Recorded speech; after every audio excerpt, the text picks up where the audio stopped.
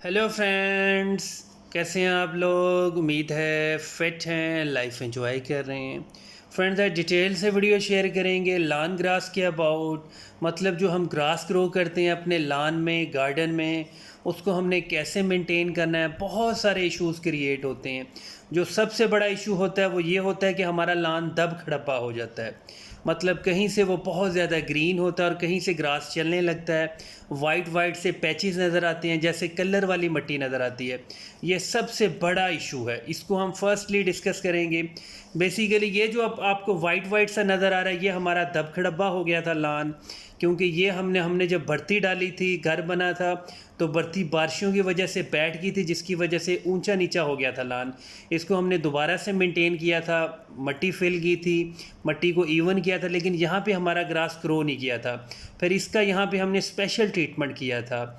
और जब से हमने इसका ट्रीटमेंट किया, यहाँ की जो मिट्टी है इसमें चाहे थोड़ा सा कलर भी हो, लेकिन यहाँ पे अब ग्रास जो है वो स्टेबल हो चुका है।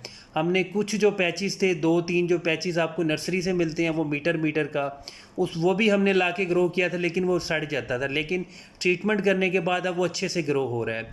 और आजकल बारिशों का मौसम है, आजकल तो ग्रास बहुत ज़्यादा ग्रो करता है, इसलिए आजकल इसका ट्रीटमेंट आप लाजमी कर लिया करें। लान को बेसिकली वो वाली मिट्टी पसंद होती है, घास को वो वाली मिट्टी पसंद होती है जो बहुत ज़्यादा सैंडी सॉइल होती है, सॉफ्ट सी सॉइल होती है। अगर आपके एरिया की मिट्टी कलर वाली है तो आपने उसको थोड़ा सा चेंज लाजमी करना होता है। जहाँ पे आपके पैचेस होते हैं, दब खड़प्पा होता है, वहाँ पे आप जिप्सम यूज़ कर सकते हैं। और जिप्सम आपको किसी भी शॉप से मिल जाता है जो फर्टिलाइज़र से रिलेटेड होती हैं।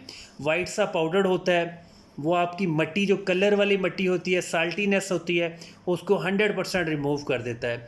और जो आपका पैचेस वाला एरिया होता है उसको आप थोड़ा सा डीप किया करें। मतलब वो ग्राउंड लेवल से थोड़ा सा नीचे होना चाहिए, ताकि जब आप ट्रीटमेंट करें तो वहाँ पे पानी खड़ा हो जाना चाहिए। दूसरी बड़ी इंपॉर्टेंट चीज़ है, वो है हाइड्रोजन परऑक्साइड। हाइड्रोजन परऑक्साइड आपको मेडिकल स्टोर से इजीली मिल जाएगी। ये बहुत इंपॉर्टेंट होती है आपके लान के लिए। और जहाँ पे आपका लान दब खड़ब्बा है, मिट्टी कलर वाली है, मिट्टी बहुत ज़्यादा हार्ड है, वहाँ पे आप इस तरह करके इसका शावर सा कर दिया करें।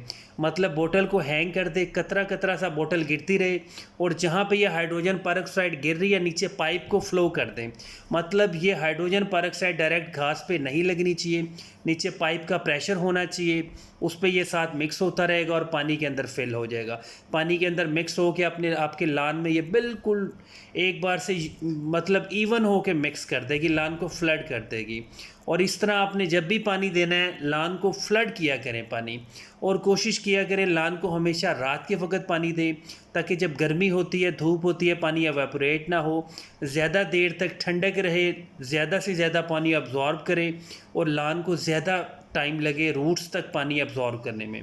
अब अगर देखा जाए तो हमारे पास फाइन ढाका लगा हुआ है, जिसको आप सियालकोटी ग्रास भी कहते हैं, चाइना ग्रास भी कहते हैं, फाइन ढाका इसको नॉर्मली कहते हैं। ये बहुत ज़्यादा थिक होता है, सॉफ्ट होता है। आप यहाँ पे अमेरिकन ग्रास भी ग्रो कर सकते हैं, कोरियन भी ग्रो कर सकते हैं, लेकिन उसकी जो कोंपलें होती हैं वो बहुत ज़्यादा हार्ड होती हैं, शार्प होती हैं। अगर बच्चे या आप नंगे पाँव फिरते हैं तो वो आपको चुभते हैं। सबसे बेस्ट फाइन ढाका होता है। इसको आप सीड से भी ग्रो कर सकते हैं, लेकिन इसको सीड से ग्रो करना थोड़ा सा मुश्किल होता है। अब लान का जो फर्टिलाइज़र है वो बहुत ही सिंपल होता है। कोशिश किया करें इसको थोड़ा सा डीएपी और थोड़ा सा यूरिया दे दिया करें। अगर आप इसको वो वाला फर्टिलाइज़र देंगे जो ऑर्गेनिक होगा, जैसे गली सड़ी गोबर की खाद है, वो होता तो बहुत बेस्ट है, लेकिन उससे जड़ी बूटियाँ बहुत निकल आती हैं लान में, वो फिर बुरी बहुत लगती हैं। इसलिए इसको अगर 1 मरले का लान है तो 2 किलो यूरिया बहुत होती है। और यूरिया आप कम से कम कोशिश किया करें 60 डेज़ में एक बार दे दिया करें। चाहे 1 किलो दे दें, लेकिन एक लाजमी डोज किया करें। डीएपी भी कभी कभी दे दिया करें 6 महीने में एक बार, वो थोड़ा सा एक्सपेंसिव होता है, लेकिन वो वाला फर्टिलाइज़र भी दे दिया करें, उससे रूट्स जो होती हैं वो ज़्यादा डेवलप होती हैं। और इसका कोई ऐसा फर्टिलाइज़र नहीं है, और कोई लान का ऐसा टॉनिक नहीं है, कोई ऐसा फर्टिलाइज़र नहीं है जो इसको थिक करे। तीसरी जो रिक्वायरमेंट है वो ये है कि आपके लान में धूप आनी चाहिए।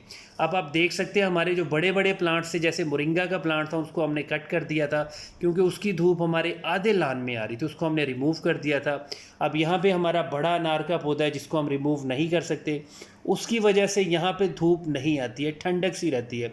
और जहाँ ठंडक सी रहती है वहाँ पे लान या तो ग्रो कर जाता है, अगर ग्रो कर भी जाता है तो वो थोड़ा थोड़ा येलो रहता है, इसलिए धूप बहुत ज़रूरी है। अब यहाँ पे हमने इसकी बहुत ज़्यादा प्रूनिंग की है। अब जब सूरज टर्न करता है तो यहाँ पे धूप आती है 1 या 2 घंटे के लिए। अगर 1-2 घंटे की भी धूप आ जाए तो आपका लान अच्छे से मेंटेन हो जाता है, लश ग्रीन हो जाता है। थोड़ा सा अगर येलो भी हो तो कोई इशू नहीं है, लेकिन कोशिश किया करें लान को ना मेंटेन रखा करें, इवन रखा करें। वो कहीं से ऊंचा नीचा ना हो, दब खड़ब्बा ना हो, मट्टी बिल्कुल स्मूथ होनी चाहिए। अगर कहीं से ऊंचा नीचा है तो वहाँ पे मट्टी फिल कर दिया करें, नीचे से ये ग्रो कर जाता है। और आजकल का जो मौसम है वो बहुत आइडियल है। मार्च, अप्रैल, मई, ये 3 मंथ्स ऐसे होते हैं कि आपका मरे से मरा हुआ घास भी नीचे से निकल आता है। आप उसके ऊपर चाहे 2 इंच की मट्टी भी डाल दें, आपको कोई इशू नहीं होगा। इसको पानी अगर ज़्यादा दें फिर भी कोई इशू नहीं है, अगर पानी ऊपर खड़ा भी रहे फिर भी कोई इशू नहीं है। लेकिन जानबूझ के ओवर वाटरिंग ना किया करें। इसको 7 दिन के अंदर 1 बार पानी दिया करें, लेकिन ज़्यादा पानी दिया करें। अब जो सबसे बड़ा और एक इशू है वो है जड़ी बूटियों का। आपके लान में अनवांटेड ग्रास आ जाती हैं, उसको आप जब भी रिमूव करने लगते हैं तो वो टूट जाती है, रूट से नहीं निकलती है। ये बहुत बड़ा ब्लंडर हो जाता है। और जहाँ से आपकी जड़ी बूटी टूटी है वहाँ से और ज़्यादा वाइल्ड होकर ग्रो करेगी। इसका सबसे बेस्ट सोल्यूशन यही है कि रात के वक्त आप लान में पानी फ्लड करें, ढेर सारा पानी फ्लड कर दें, मतलब थोड़ा थोड़ा पानी खड़ा हो जाए। सुबह अर्ली मॉर्निंग सारी जड़ी बूटियों की रूट्स जो हैं वो सॉफ्ट सी हो जाएंगी, उनको आहिस्ता से पकड़ के रूट्स समेत निकाला करें। है तो थोड़ा सा ये टाइम कंज्यूमिंग प्रोसेस, थोड़ा सा मुश्किल भी लगेगा सुनने में, लेकिन इसके अलावा कोई और ऑप्शन नहीं है। अब ये वाली जड़ी बूटी देखें, ये कोई बिल्कुल वाइल्ड सी है, ये बिल्कुल जड़ों समेत निकल गई है। अब यहाँ ये दोबारा कभी भी ग्रो नहीं होगी। और जो आसपास जड़ी बूटियाँ वो फैल सकती हैं, लेकिन ये रूट समेत निकल आई है, ये अब कभी भी ग्रो नहीं होगी। इस तरह आपने इस तरह निकालना है। और लान में एक और घास आ जाता है, उसको कहते हैं वाइल्ड ग्रास, वो जंगली ग्रास होता है। उसको भी आप रिमूव कर सकते हैं, लेकिन उसको तो आप बिल्कुल भी ड्राई ग्रास पे ना तोड़ें। अगर लान की मिट्टी बहुत ज़्यादा सॉफ्ट है तभी उसको रूट समेत निकालें। अभी हम देखते हैं किसी एक को निकाल के देखते हैं, वो नहीं निकलेगा, क्योंकि वो बहुत ज़्यादा जंगली होता है, उसकी रूट्स बहुत ज़्यादा डीपली डेवलप होती हैं। और अगर आप उसको ऊपर से कट कर देंगे, तोड़ देंगे, तो वो और डबल ट्रिपल होके ग्रो करेगा। अब ये देखिए जंगली ग्रास है, ऐसा रिस्क कभी ना लें, ये पर बहुत बुरी तरह फैल जाता है और आपके लान को करता है तो ये भी ग्रीन ही है, लेकिन ये अंदर से दब खड़प्पा होता है। इसलिए लान को ग्रो करना इजी है, लेकिन आपने थोड़ा सा टेक्निकल होकर ग्रो करना है। हाइड्रोजन पेरोक्साइड आप कोई 6 महीने में 1 बार डोज कर दिया करें। अगर कोई बड़ा ड्रम है तो उसमें 1 लीटर हाइड्रोजन पेरोक्साइड 200-300 लीटर पानी डाल के पूरे लान को फ्लड कर दिया करें।